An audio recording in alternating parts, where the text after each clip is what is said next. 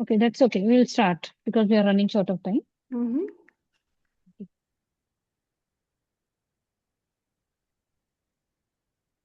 Good afternoon, everyone. On behalf of agricultureinformation.com, I'd like to invite the speaker, Dr. Moushumi Ghosh, who will talk about transforming perishable fruit into postbiotic power. I now request the speaker to begin. Thank you. You can start.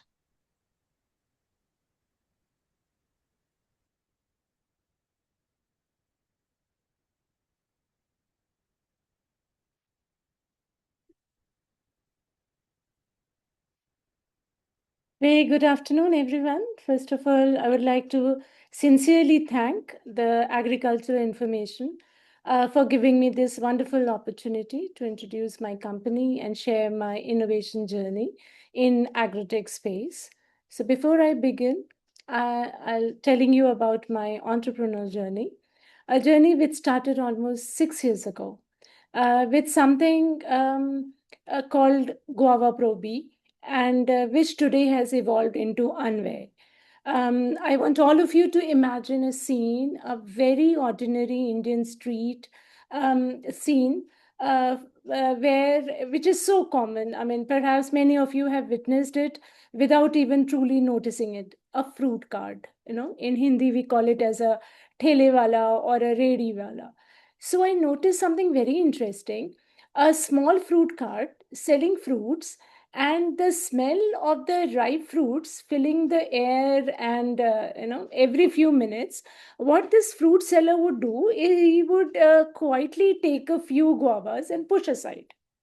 Now it's not rotten, it's not spoiled, just ripened and over ripened, so too ripe to sell, or we can say too ripe that consumer would ever prefer to buy. So I walked up to him and asked, pointing at those pushed aside guavas, that Bhaiya, aap inka kya karte ho? And very casually he replied, फेंक देते हैं madam जी, नहीं तो डंगर को डाल देते हैं, meaning we throw them away or feed them to animals, or give anyone for free. So now for him, it was a very ordinary answer. But for me, the sentence became a scientific question. Because at that moment, I was not looking at it as a waste, and I was looking at a discarded nutrition, a discarded farmer income, discarded health potential, and discarded biological wealth. So I immediately told him, अच्छा मुझे ये पक्का पके वाले guava 50 rupees में 2 kilo दे दो. And he happily did that with a wide grin. I took those guava and straight to my lab, and what we discovered there, you honestly cannot even imagine. Those ripened and over ripened guavas still contained rich antioxidants, powerful polyphenols, dietary fiber, bioactive metabolites, fermentable substrates, and immense untapped nutritional functionality. So, now coming to the larger problem, India produces approximately 4 to 5 metric tons of guava every year.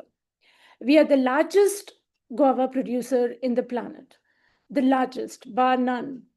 So, of that production, by the conservative estimates of NCCD and FAO, 25 to 30% of the post harvest is in during the post harvest is lost. So, not because of drought, not because of disease, but because it ripens faster than our logistic systems can move it. So, because a fruit with a 4 day ambient shelf life cannot survive the journey, say from Punjab. So, I'm from Punjab. So, from a Punjab farm to a Delhi supermarket, without losing its commercial viability. So, maybe the food waste is not always a biological failure. Maybe it's a systems failure. So maybe we simply never designed intelligent enough systems to preserve the value before disposal. So 1 million metric tons minimum every year, edible, nutritious fruits gone. So this is not a niche problem. This is not a Punjab problem. This is a story with every tropical climatic fruit in India, be it mango, papaya, banana, jackfruit, you know, jamun, amla. Um, so all the same perishability, the same post-harvest collapse. So the total economic loss from the fruit and vegetable post-harvest losses in India has estimated that it exceeds around 90,000 crores of rupees. So let me bring. I cannot move the next slide. Just a minute.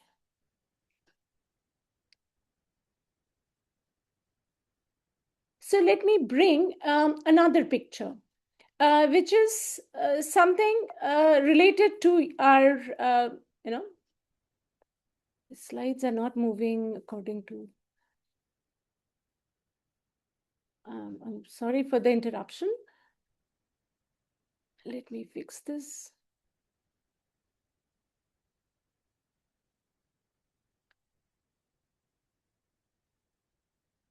Perishable.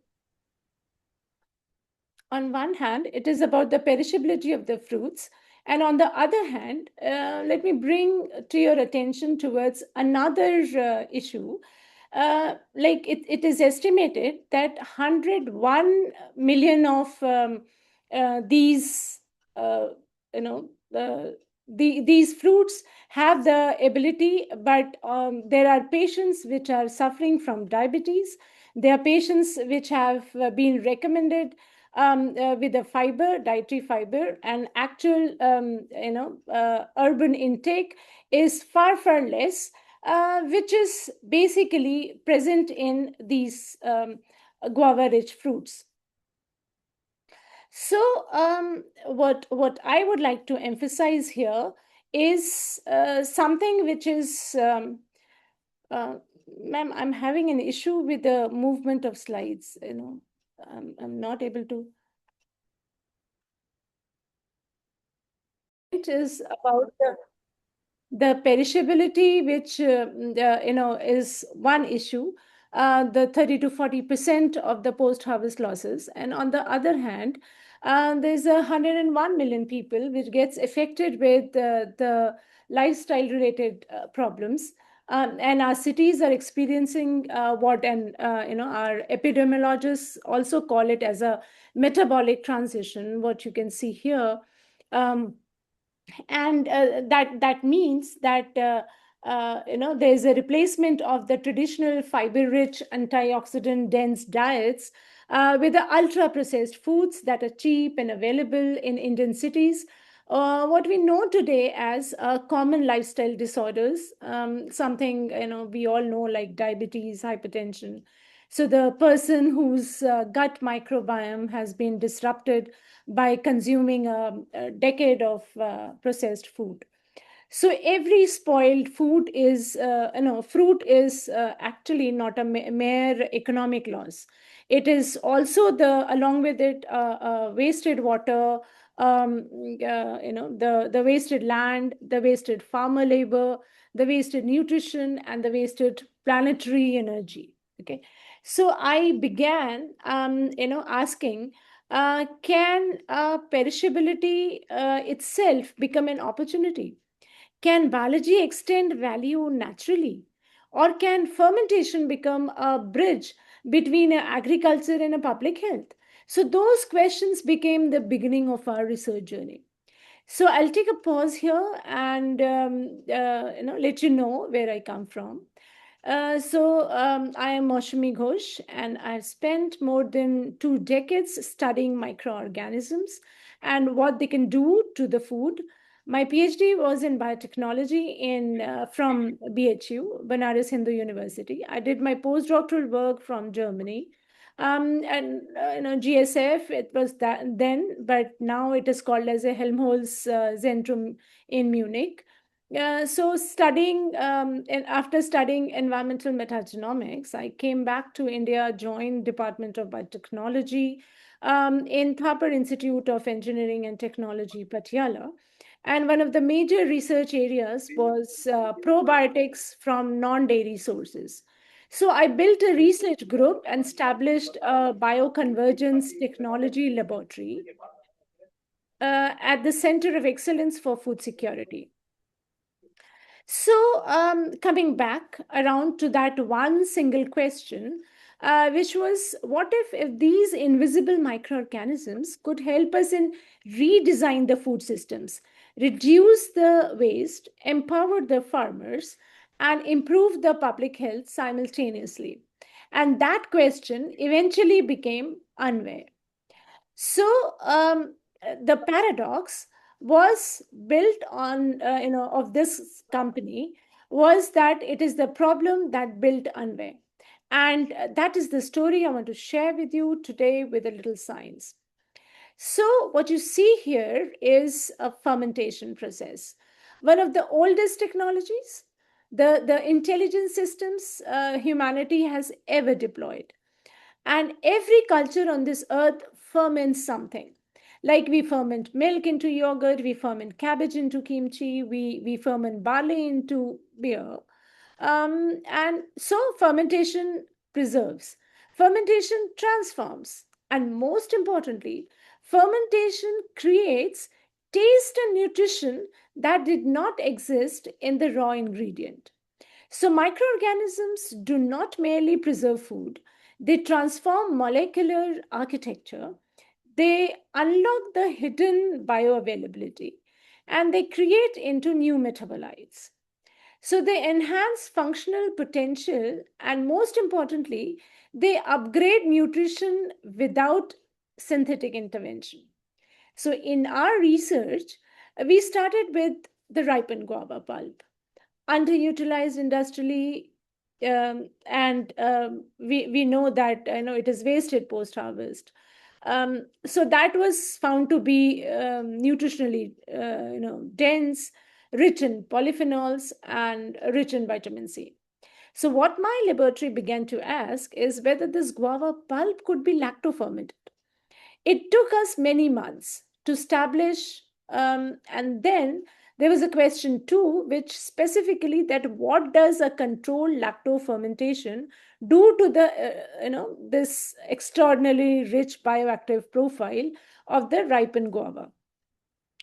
So we found that we fermented the guava pulp with an organism, which is called as a lactic acid bacteria in common, and the results were amazing. It was remarkable.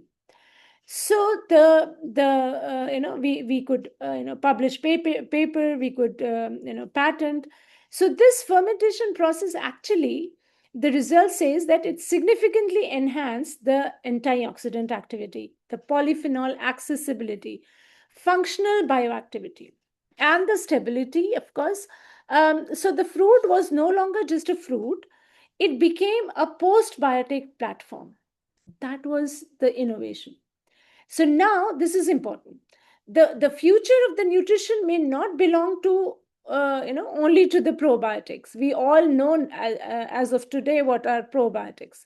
So postbiotics are the emerging as powerful alternative because they are more stable, they are easier to transport, they are suitable for broader populations, and they are adaptable to the low resource settings. So this means a preventive nutrition, of course, can become scalable. Now see, that single roadside conversation slowly became the beginning of much larger the vision and the innovation. So, because sometimes I strongly feel that innovation does not begin with $1 billion infrastructure. Sometimes it begins with just like I experienced a roadside, a fruit cart with one simple question, Bhaiya, inka aap kya karte ho? So that was something which has led me to start this, and besides I would also like to emphasize here about a little bit more about the postbiotics. So the concept is that you have heard of probiotics, the live bacteria in a yogurt, that supposedly finally gets colonized in your gut. And you may have also heard about, the prebiotics, the fiber that feeds those bacteria. So postbiotics are basically what those bacteria produce when they eat. We call them metabolites. So they are the actual functional molecules, something like a short chain fatty acid, or a bioactive peptide, or modified polyphenols, or maybe enzymes that your body is responding to. So they are the active ingredients. And now these probiotics have one critical advantage over probiotics, is that they do not require live organisms to work. They are heat stable, they are shell stable, and you can put them in a powder, a sachet or a capsule, maybe in cookies or biscuits, or maybe just a premix to retain their biological activity. Besides, there are no cold chain. So, no viability concerns, no regular complexity around these live organisms in food. So I can very much say that the unway is not a probiotic; it's a postbiotic ingredient. That that distinction, I would say, is everything. So the fermentation produces the postbiotic. The thermal inactivation locks them in, and the drying makes them permanent.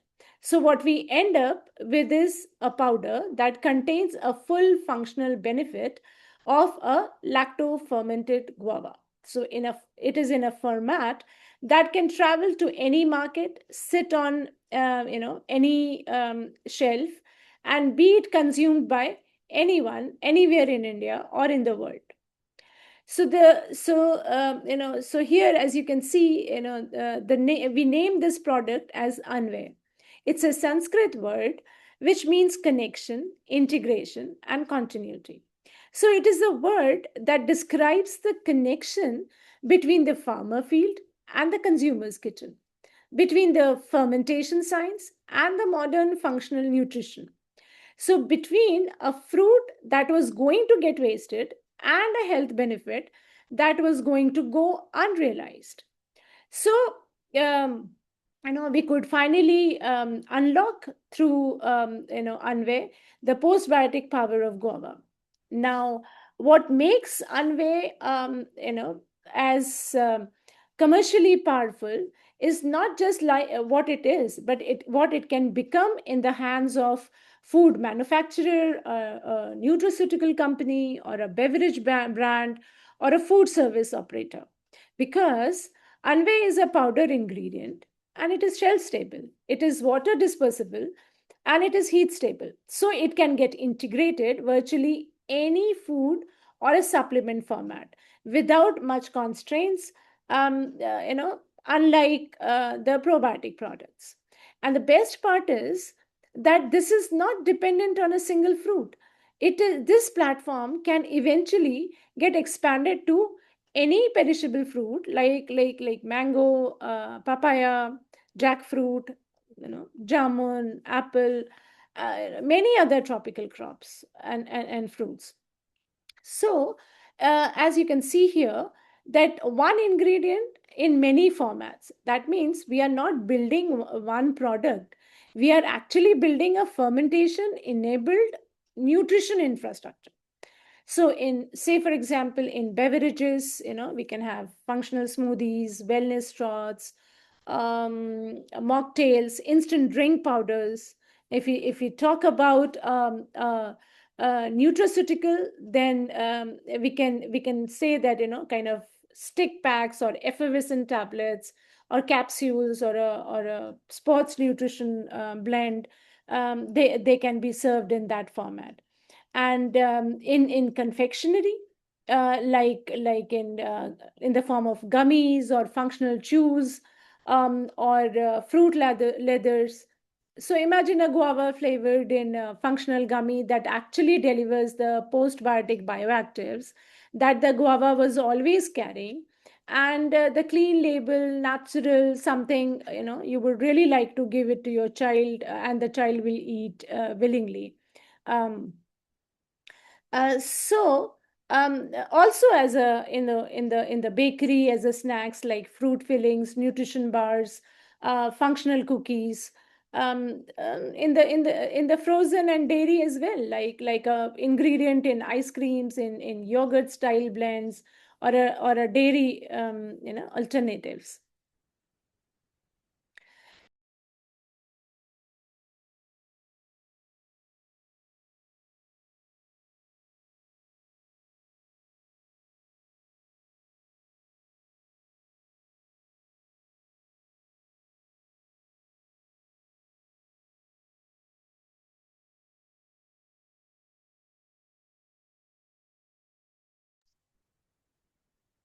Actually, you are in mute. Please unmute yourselves.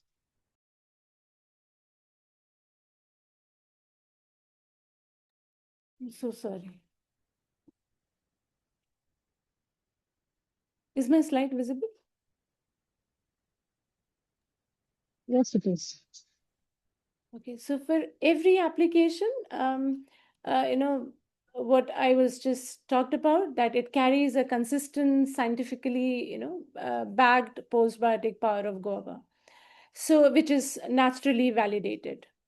Now, so the feedstock of as you can see, the feedstock of the anve is the fruit that nobody else wanted, the overripe guavas, the market rejected lot. So the fruit that was removed aside, since it was consumer unacceptable, we buy that fruit, we transformed it, and we create something worth more, per kilogram, that a fresh guava would ever commanded in the commodity market. So think about what this means as a business model. Our raw material has essentially a zero competition, and nobody else wanted it. So we are buying at the bottom of the price curve, and we are processing it and into a high value B2B, functional food ingredient with a validated clinical properties, and we are selling it into a global postbiotic ingredient market that is valued at approximately, say $50 billion and US dollars. Okay, so growing at the rate of CAGR of say 8 to 10%. So now I would like to talk about that. Once we have established this Anve as a comprehensive wellness stat or a functional food, through these metabolites, we then moved over that how this product in the the FE plus Agrotech innovation, how it will be brought to the market, right? So for that also we built a platform, or we can say the vehicle for this is a full circular bioeconomy system, from the farm to the formulation to the consumer. Okay, so it's a decentralized bioeconomy model, and I'll explain what is a decentralized bioeconomy model.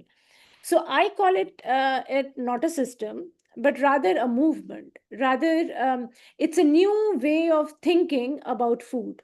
The idea is very simple. Instead of transporting these fragile fruits across long distances and losing them, we create decentralized fermentation hubs near the farming regions. And these hubs can process surplus fruits, stabilize the nutrition, can also reduce the waste, and they'll, of course, generate local employment, and create a value added functional ingredient. So, the most important part of this journey is actually not the technology. I would say it's the people, especially women, because the rural women already, not only rural women, by instinct, being a woman, I can also say that they already possess this extraordinary, invisible expertise of handling food, preservation and fermentation traditions and nutritional knowledge.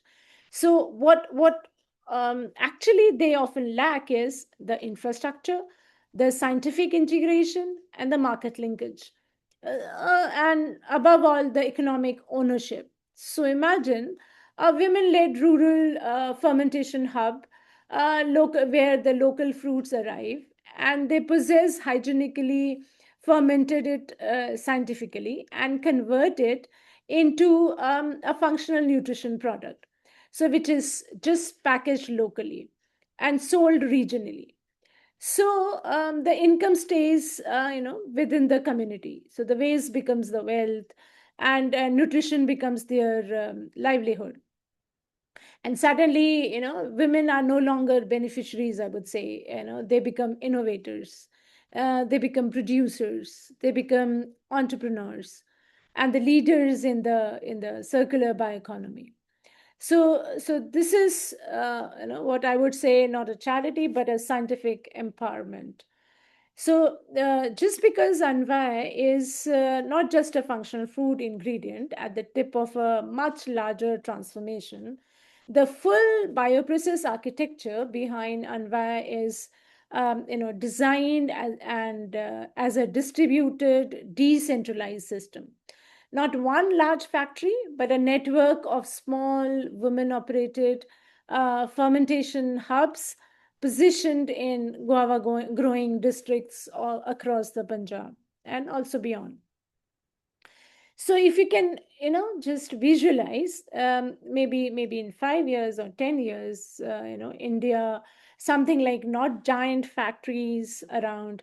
It's like intelligent local systems, small decentralized bioprocessing ecosystems, and the village is connected through science. Each farmer connected through value addition. Each fruit connected to a purpose. Imagine. So I would call it that this is not a science fiction. This science already exists.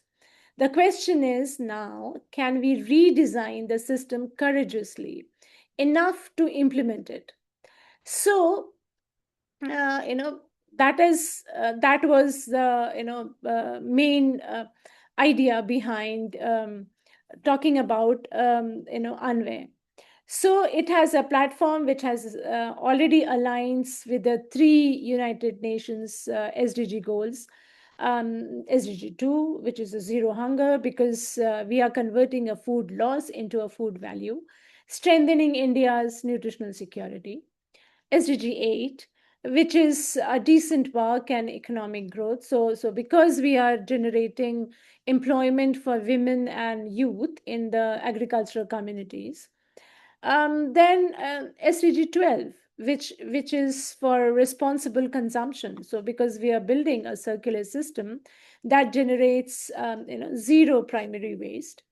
And the scalability of this vision is also not very aspirational. I would say it is more of architected, because the same fermentation platform works for guava, it works for mango, for papaya, for banana, for amla, jamun, so jackfruits. Okay, so we have designed, actually a platform technology, not a single crop solution. And every tropical climatic fruit with the perishability problem is our model. It can very well fit into in this model, a future product line.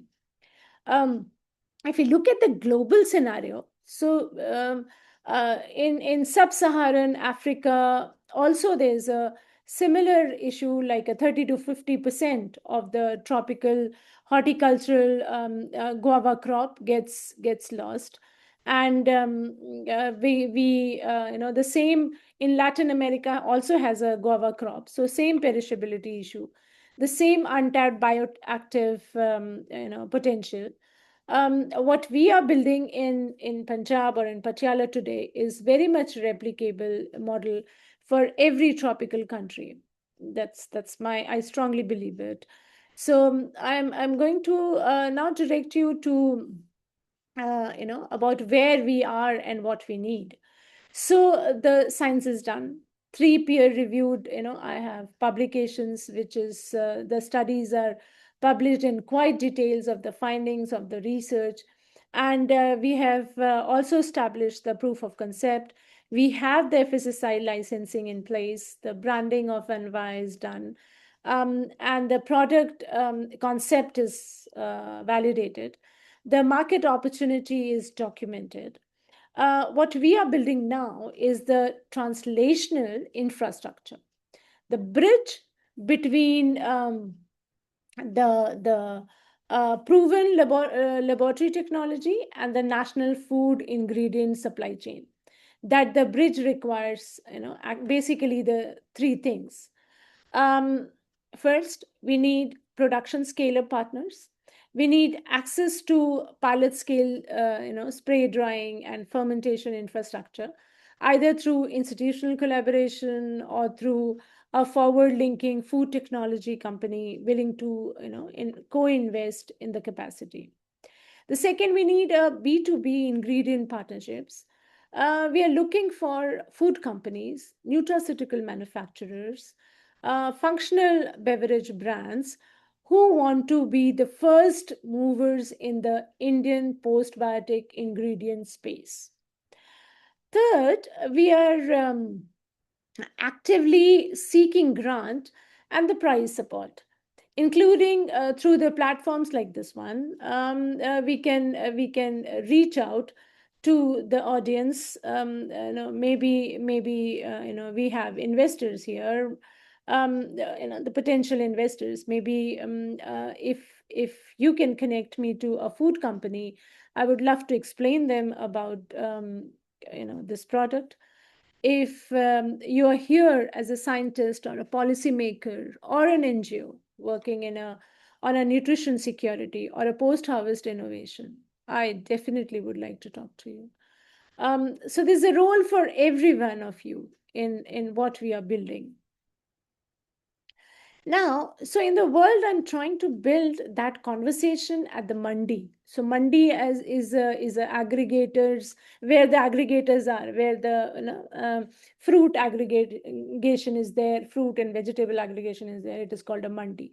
So where the conversation ends differently, something like the trader still says that these are too ripe for the fresh market, but then now there is a alternative, a collection hub nearby, run by a women's cooperative, and will take every crate and at the floor price, at the floor, something like floor price, and today something without negotiation.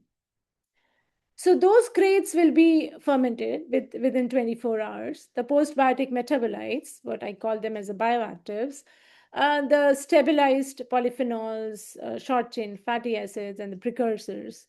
So those and many more will all be logged into that powder and will travel to a functional food manufacturer anywhere in the world, and that will sit on the shelf of the stores. So this is Anvaya. That is the FV plus Agrotech innovation potential, and this is what I have spent over the 2 decades for building the science to make it possible.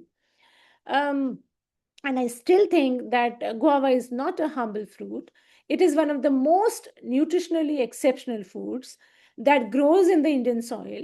And we have simply never had the technology to honor what it carries until now. So if I may say that every fruit we save from the wastage is actually is a patient we save it from the clinic. So no doubt, India has an extraordinary opportunity here. We are not importing this innovation. The science was done here, the laboratory in our laboratory and by Indian scientists on the Indian fruit and for Indian farmers and for Indian consumers. And it can go to the world from here on Indian terms. So all it needs is a decision to begin. I have made mine, so I invite you to make yours. Thank you very much for your attention.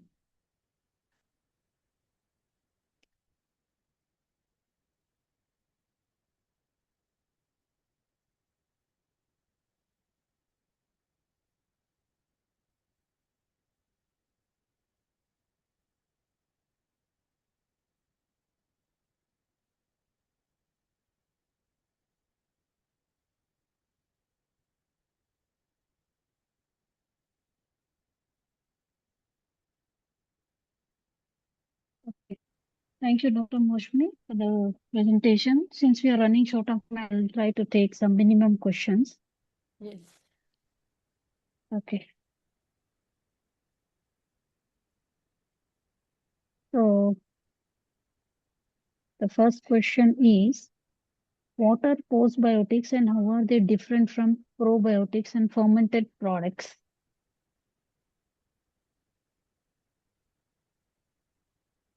Hello? Hello? Hello? Miss Moushumi, you could hear me? Yes, yes, I can hear you. I, I'll just read out the question once again. What are postbiotics and how are they different from probiotics and Alert from fermented products? Microsoft PowerPoint. Want to save your changes to FVPLUSANVAYA the 9th. I'm posting the questions in the chat box. Please read out. Please check, I mean to say.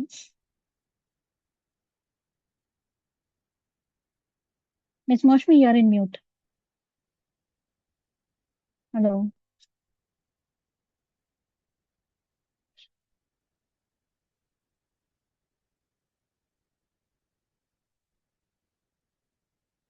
Miss Moushmi, can you hear me? You are in mute. Oh, I was on mute. Okay. Yeah, I have posted the question in the chat box. You can Yes, check yes, it. about postbiotics. Yeah. So postbiotics are basically, I'll first, before telling about postbiotics, I can, first tell about what are probiotics. So these are the live bacteria which are basically belonging to a category which we commonly call it as lactic acid bacteria. So which are present in, say, one of the commonest example is a yogurt. So they if we consume say yogurt, we these bacteria get colonized in our gut, and then in the gut, they when they multiply, they have a substrate which is called as a prebiotic. So guava has is a fiber rich fruit, and it has a lot of oligosaccharides, which is basically substrate for these bacteria, the food for these bacteria. So they feed on these substrates, and then what they convert into, what we call it as metabolites, so is called as a postbiotic. The what they produce after eating them. So these are something like in the functional molecules, the short chain fatty acids, or something like bioactive peptides, modified polyphenols, enzymes. So this is how postbiotics comes into the picture. And always there is an advantage of using such kind of postbiotic product over probiotics. Actually, probiotics is now off shelf. People are more focused on talking about the postbiotic products because they are not live organisms. They do not require any live organisms. They are heat stable, they are shelf stable. So and also no cold chain is required, no viability of these bacteria is in concern, because bacteria is not there anymore. It is the products which has been formed by these bacteria. Yes, ma'am.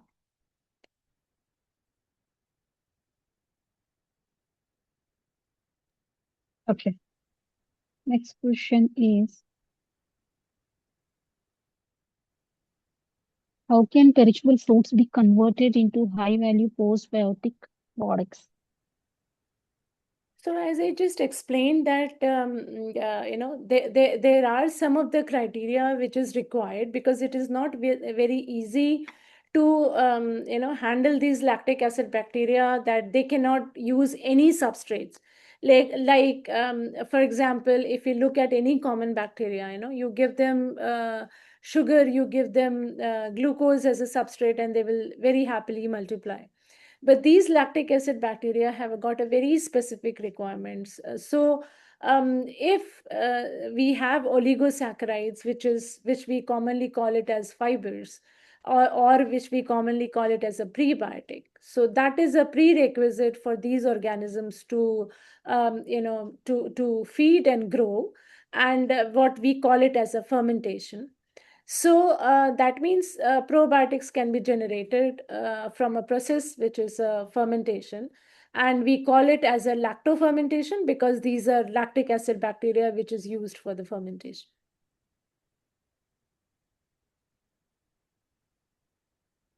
Okay. Next question is how which foods are more suitable for postbiotic production and value addition? Yeah, so as I just mentioned, these the fruits which are rich in fiber content are definitely one of the most essential, because that is the, the closest prerequisite that they can feed on them. They no ready sugar perhaps is needed for them to give it as a substrate. So they have plenty of enzymes which can metabolize these fiber-rich compounds, which are commonly called as oligosaccharides. So these bacteria basically, if the fruits has more of fiber, then they essentially can, convert into postbiotics conveniently.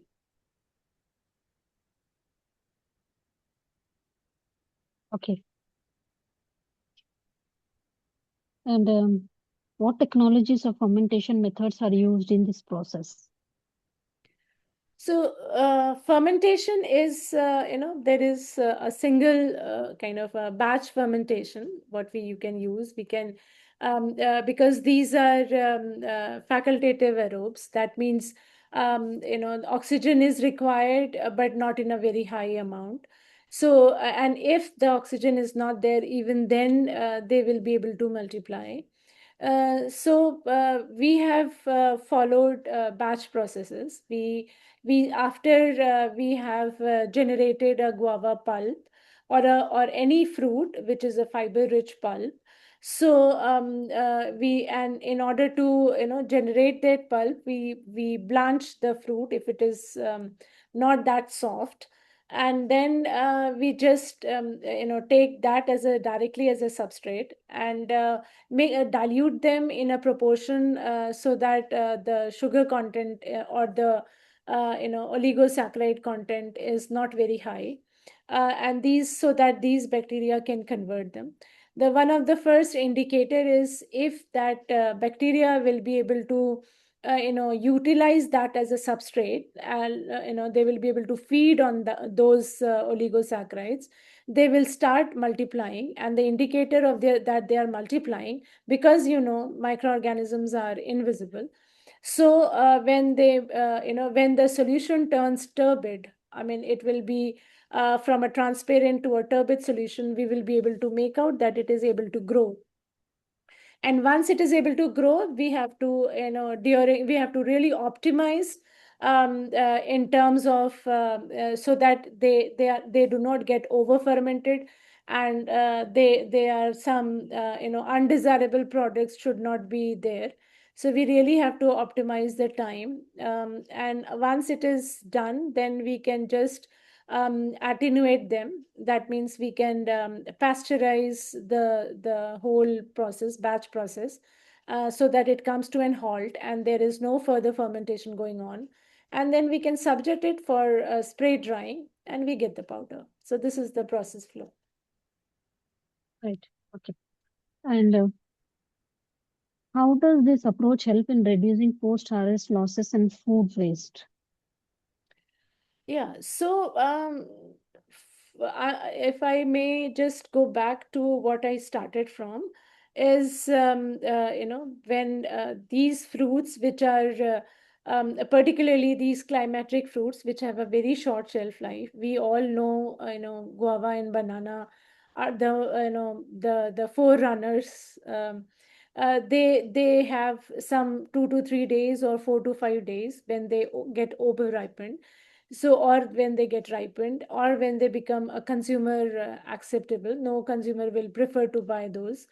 So from that is the major was the starting point, which was getting wasted was actually picked up. And so it is quite evident that we have minimized the losses.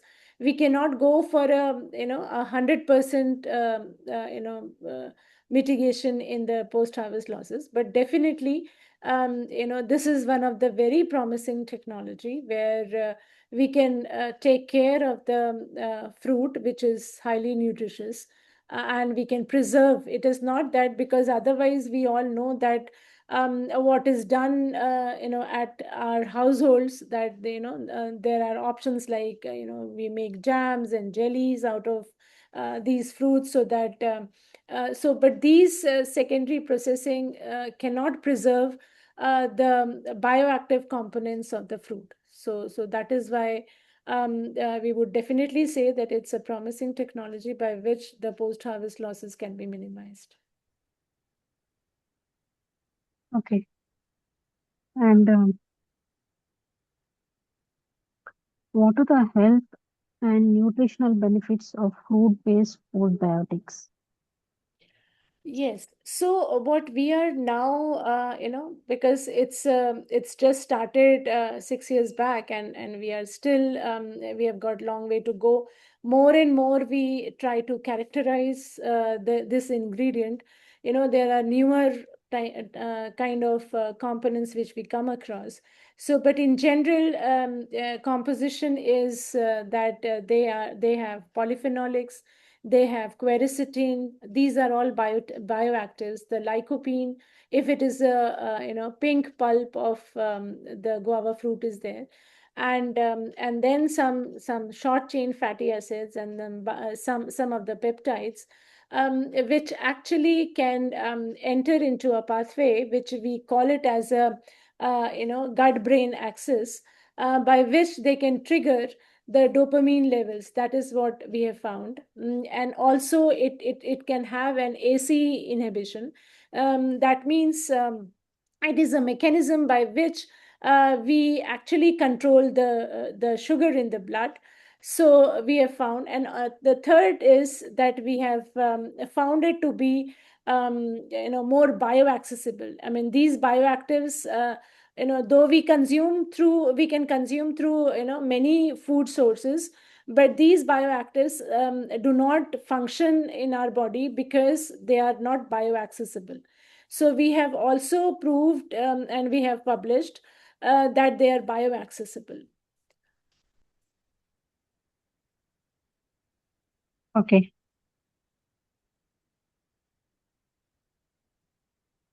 Mm, Just one second.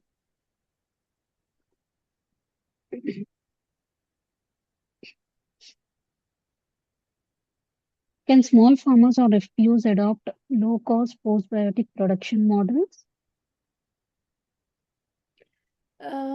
If I have understood, would you mind I'll repeating the repeat. question? Yes. Can small farmers or FPOs adopt low-cost postbiotic production models?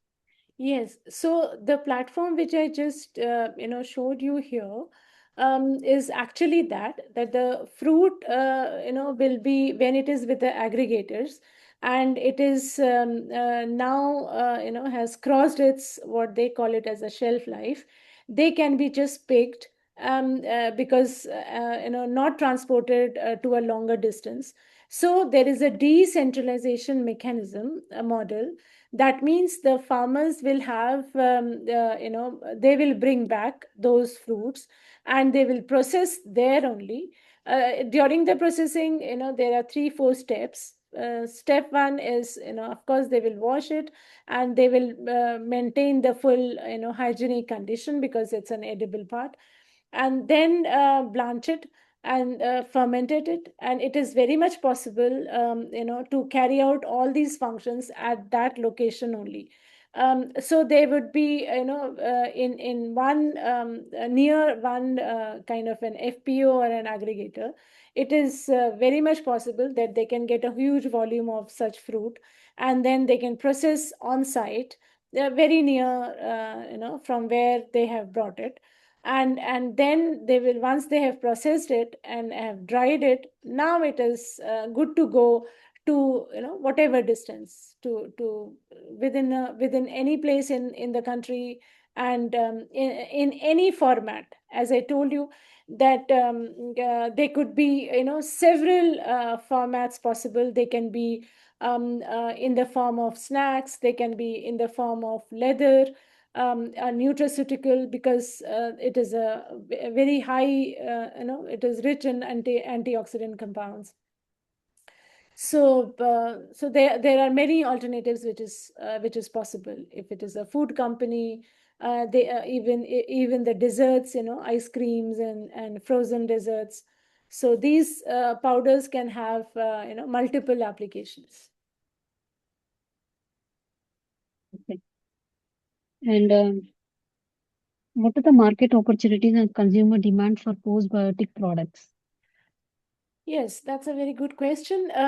So whatever market studies that has been done, still in India, nobody even, I would say not much awareness is there about the postbiotics. They all still know about the probiotics. And all those probiotic, if they directly consume these live bacteria, they are either from, a kind of it is not a nutraceutical, it is more of a pharmaceutical purpose. If they have something like a diarrhea, or so for that purpose, or if their gut microbiome is disturbed, they consume from that perspective. So still it is, they know more of probiotics, but there is very less awareness about postbiotic. I would say it's next to negligible. So this is an emerging area where there's a lot of opportunity to bring out this power of postbiotic ingredient after lactofermentation. Okay. And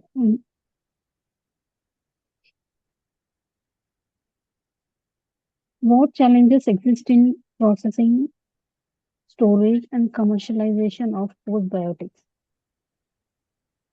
Yeah, I would really like to. I'm sorry.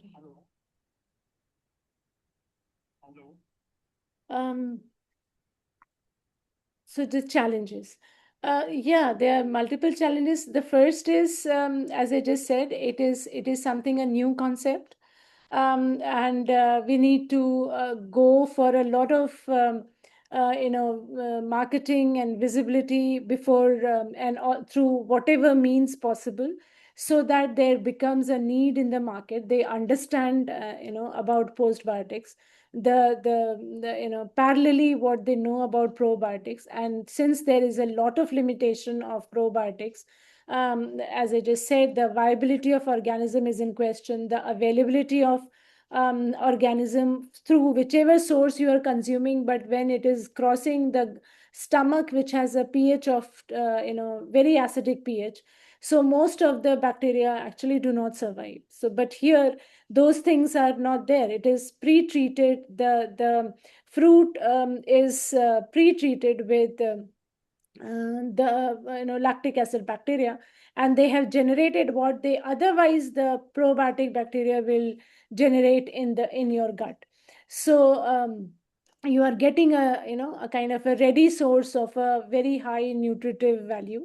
And the what is required is, one of the greatest challenge is to reach out to as many as possible for the awareness of postbiotic, what it can do, number one. So for the process is concerned, of course one set of optimization is required in order to have this technology in place every time if you're trying with a new fruit, or maybe a new lactic acid bacteria.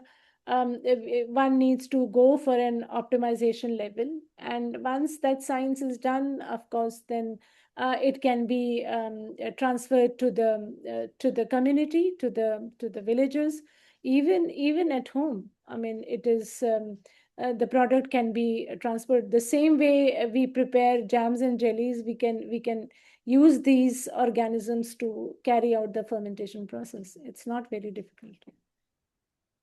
Right. Okay. So